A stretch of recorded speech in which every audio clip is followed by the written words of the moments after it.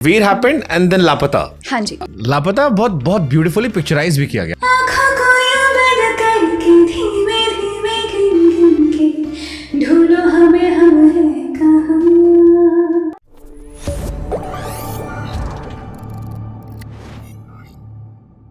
Veer happened and then लापता। हाँ जी, लापता was the first official playback. एक था टाइगर, इकलौती फिल्म है जिसे मैंने एक दिन में 2 बार जाके देखा था। अच्छा, ओके। रीजन अलग था।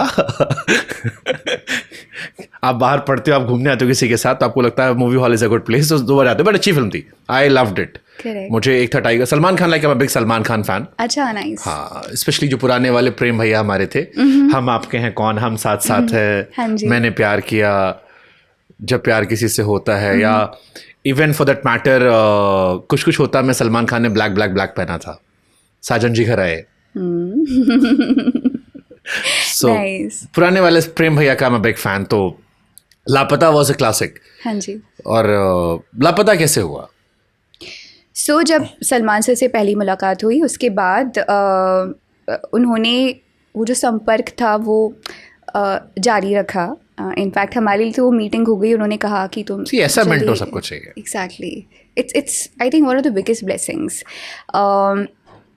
उसके दूसरे दिन ही उनके जो नदीम जी हैं मैनेजर, उनका कॉल आया कि उनके साथ काम करते हैं, उनका कॉल आया कि भाई ने कहा है कि so he had the whole plan laid out for me. So उन्होंने सिर्फ एक चांस दिलवाने जितना सपोर्ट नहीं किया है, literally guided me in my journey. अगर कोई आप कैटरीना पे आपको फीचर करवा दिया, यशराज की फिल्म में आपको डाल दिया, Exactly. सलमान खान के ऊपर था, इतने अच्छे सीन में था, शूट जितना क्लासिक शूट, इतना ब्यूटीफुल शूट हुआ, और सबसे बड़ी बात, मेरे फेवरेट केके के साथ आप गा रहे थे। एग्जैक्टली। और क्या चाहिए भाई? पहले फुल बजट गाने में, मतलब मन में एक लड्डू फूटता है, 2 फूटता है, आपको तो बहुत सारे फूटे होंगे, और उस टाइम कैटरीना पीक पर थी। करेक्ट। सो उस दौरान मैं काफ़ी दूसरे कंपोजर से मिल रही थी बाहर, और मैं सलमान सर को सब कुछ बताती थी कि अब इनसे मुलाकात हुई है, इनसे हुई है।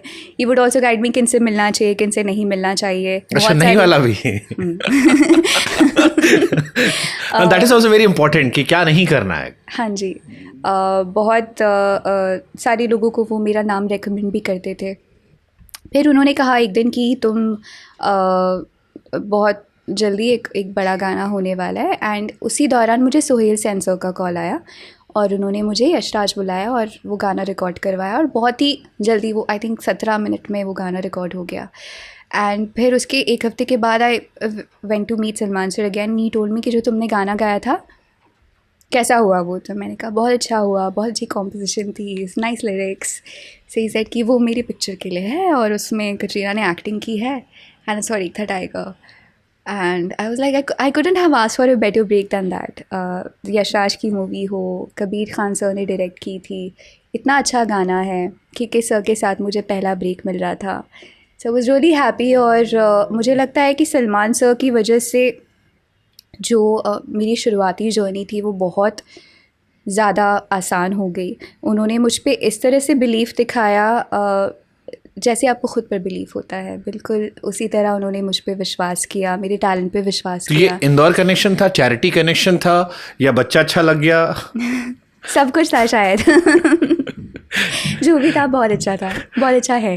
लापता बहुत बहुत ब्यूटीफुली पिक्चराइज भी किया गया। आई हाँ थिंक जी। सलमान खान की पहली YRF का फिल्म थी वो। Yes yes. एक था टाइगर, यस, पहली बार वो जा रहे थे। करेक्ट। सो लापता फिर तो बनता है आंखों को यूं बंद करके।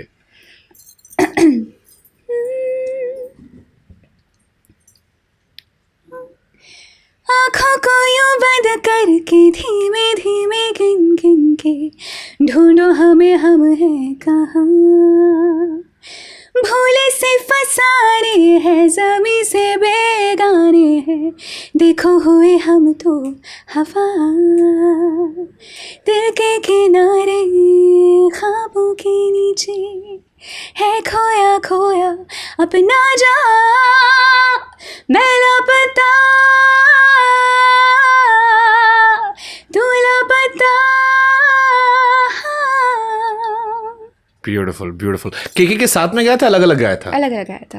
ये मेरे को पहले लोग साथ में गाते थे, मतलब पुराने हाँ। जमाने में जो लोग गाते थे हाँ जी। वो उदित जी, लता जी, कुमार सानू जी, लता जी, वो हमने साथ साथ देखा है। यस, इनफैक्ट के सर से मेरी मुलाकात इतने सालों नहीं हुई और I met him in finally 2019 और एक ऐसा प्रोजेक्ट था जीत गांगुली सर का फॉर विशेष फिल्म्स ओनली, जहाँ पर मैं के सर और जुबिन हम एक साथ गा रहे थे। और बिल्कुल जिस ज़माने का आपने जिक्र किया है, वो जो सेटिंग थी वो Mahesh Bhatt sir, Mukesh Bhatt sir, they wanted it to be Raj की जो नई फिल्म आई थी उसमें नहीं, वो गाना रिलीज़ नहीं हुआ है अभी तक। ओके, के सर का गाना भी कोई आना है अभी?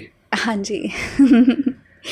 सो हम तीनों एक साथ खड़े होकर स्टूडियो में गा रहे थे, जिस तरह पुराने ज़माने में पिछले ज़माने में रिकॉर्डिंग्स होती थी। बहुत ही यूनिक प्रोजेक्ट था वो। तो तब मैं के सर से पहली बार मिली और उन्होंने देखते हुए मुझे कहा कि मैं हमेशा से सोचा था कि ये इस गुड़िया से मुझे मिलना है और तुम एकदम छोटी सी हो। और he was really sweet and really warm and हम सभी के सर के बहुत ज़्यादा बड़े एडमायरर्स हैं, आप भी हैं। सो मेरे लिए तो उनके साथ अपना पहला गाना शेयर करना बहुत बहुत बड़ी बात थी। तो अगर मैं आपसे पूछूं कि के का इंडियन म्यूजिक में क्या कंट्रीब्यूशन है? आई फील कि के सर ने जो गाने गाए हैं हम सबके जीवन का, जिस जनरेशन में हम बड़े हुए हैं, बहुत बड़ा योगदान है उन गानों का हमारे जीवन में। हर एक सिचुएशन के लिए आपको एक के सर का गाना मिलेगा। अगर आप खुश हैं तो सेलिब्रेशन के लिए, अगर दुखी हैं तो आपका गम बांटने के लिए, अगर आप प्यार में हैं तो आपको उस एहसास को और ज़्यादा महसूस करवाने के लिए। सो आई फील कि इंडियन सिनेमा में तो उनका कंट्रीब्यूशन है ही, बट साथ ही साथ हम सबके जीवन में उनका बहुत बड़ा योगदान है। मुझे लगता है के ने 2000 के बाद म्यूजिक को चेंज कर दिया। ये जो नई जनरेशन में म्यूजिक चेंज हुआ पिछली जनरेशन से इस जनरेशन में, जिसमें मिथुन को भी बहुत क्रेडिट देता हूँ मैं, उन गानों में के का बहुत बड़ा रोल था। हाँ, स्पेशली हम जब ग्रो हो रहे थे, हमारा जो कॉलेज एरा था, वो क्या मुझे प्यार है या ज़रा सी दिल में वो जो वाइब आती थी, या सैड सॉन्ग में मैंने दिल से कहा ढूंढ लाना खुशी, तड़प तड़प के, वो तो सलमान खान अगेन बहुत बट मैजिकल था। के इतनी क्लियर आवाज़, स्ट्रेट, कुछ अलग के में था। व्हाट आपके के फेवरेट 3 गाने कौन से हैं? तड़प तड़प के okay is the top most, पल ओके एंड बीते लम्हे। मिथुन अरिजीत सिंह ने इसके स्क्रैच गाए थे। अच्छा, मेरी पॉडकास्ट में मिथुन ने बताया था कि वो भी एक कहानी थी कि स्ट्रगल सबका अपना होता है। सही बात तो है। पलक का स्ट्रगल क्या रहा फिर? मैं ये कहूँगी कि अगर मैं बोलूँ कि मुझे बहुत स्ट्रगल करना पड़ा या मैं अपनी स्ट्रगल स्टोरी सुनाऊँ, तो जो मुझे ब्लेसिंग मिली है उसका मैं निरादर करूँगी। ऑनेस्टली मैं अपने जीवन में स्ट्रगल वर्ड से रिलेट ही नहीं करती। शायद मैं बहुत ब्लेस्ड हूँ इसलिए, बट स्ट्रगल किसी भी फेस को अगर मैं याद करूँ अपने जीवन के, मुझे आपका सब अच्छा रहा बाय टचवुड। मतलब अच्छा। मोहब्बत में भी स्ट्रगल नहीं रहा, काम में भी स्ट्रगल नहीं रहा। लोग कहीं ना कहीं तो स्ट्रगल करने लगते हैं। हाँ जी। अच्छा, ऐसे ही रहना चाहिए। आप ऐसे अच्छा काम करो, सबकी दुआएं जो है आपको लगती रहे। पहली बार कब लगा कि आप स्टार बने? किस गाने के बाद? Another word star is I don't relate with it. पहली बार कब एहसास हुआ कि अब सब जानने लगे, अब अच्छा कुछ हो गया? So, जब मैं इंदौर में थी तब मेरा मिशन शुरू हुआ, और इंदौर जो एक सिटी है वहाँ पर मुझे इंदौर की बेटी बुलाया जाता था, अभी बुलाया जाता है, अभी भी लोग मुझे बेबी पलक बोलते हैं। तो बहुत बचपन से ही वो जो एक लोगों का पहचानना या लोगों का आपको अपना मानना वो शुरू हो गया था। तो मेरे लिए लोग मुझे पहचानने लगे, ये बहुत नई बात नहीं थी, क्योंकि बचपन से मैंने वो देखा था कि जब भी कोई मिल रहा है वो मुझे कह रहा है कि मैं आपका मामा हूँ, मैं आपका चाचा हूँ, मैं आपका अंकल हूँ। और ये बहुत बड़ी एक पूंजी होती है अगर आपको कोई अपना माने। सो बिकॉज़ मेरा मिशन भी बहुत सोशल रहा है, मैं बचपन से ही बहुत सारे पॉलिटिशियंस के साथ रही हूँ, बहुत सारे लोगों से मेरा मिलना जुलना होता रहा। अगर आप मुझे बचपन में भी देखते थे तो मैं जिन लोगों ने मुझे देखा है बचपन में वो बोलते थे कि मैं अभी भी वैसी हूँ। तब भी मैं बहुत मैच्योरली बिहेव करती थी। से डॉक्टर्स से बात करना, हॉस्पिटल जाना। बचपन में बड़े थे काइंड ऑफ।